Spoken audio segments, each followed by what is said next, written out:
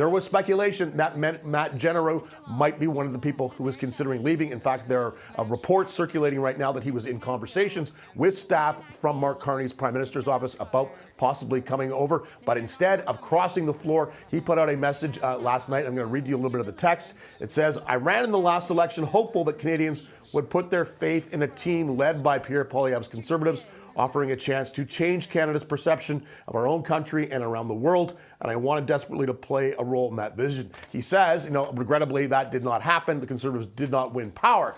But then he says he has spoken to the government whip, who is a friend of his, the opposition whip, who's a friend of his, and told him that he is resigning his seat as an MP. So not crossing the floor, not quitting Conservative caucus to sit as an independent, but actually planning to leave.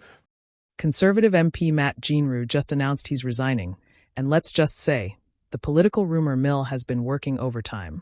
Before we dive into this spicy saga of resignations, rumors, and leadership headaches, make sure to subscribe to Canada Newsletter and click that bell icon, because if Canadian politics is a reality show, you'll want front row seats for every plot twist.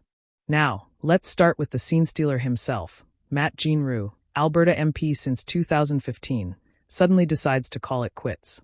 Cue the political conspiracy orchestra. All week, whispers filled the air like maple leaves in October. Was he about to cross the floor? Was he joining the Liberals? Was Pierre Poilievre's leadership cracking? Then came the big reveal. Jeneroux says, "No coercion here, folks."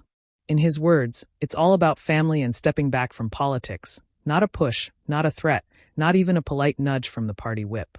Which, if true, makes this one of the rare times in politics when "it's not you, it's me" might actually be honest. But let's not forget, timing is everything.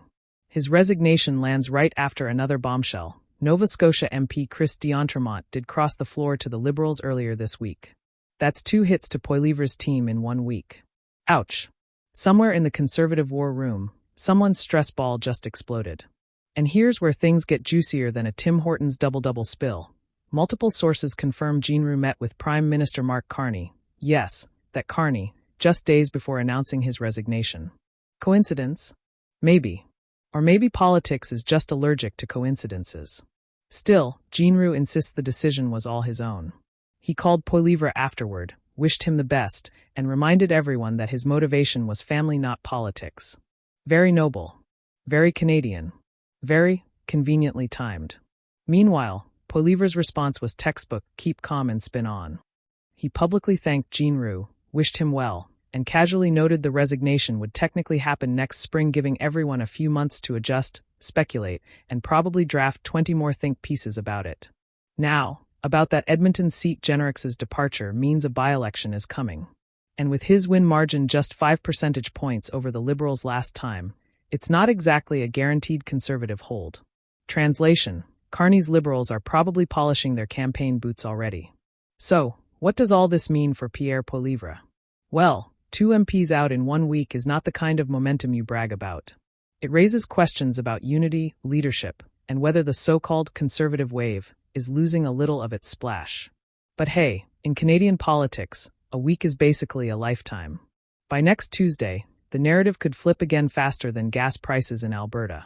Bottom line, Jeneroux says no one pushed him, but in Ottawa, even no-pressure moments somehow come with a little political gravity. Thanks for watching Canada Newsletter. If you enjoyed this breakdown of the latest political storm, hit that like button, subscribe, and stay tuned because in Canada's political landscape, calm waters never last long.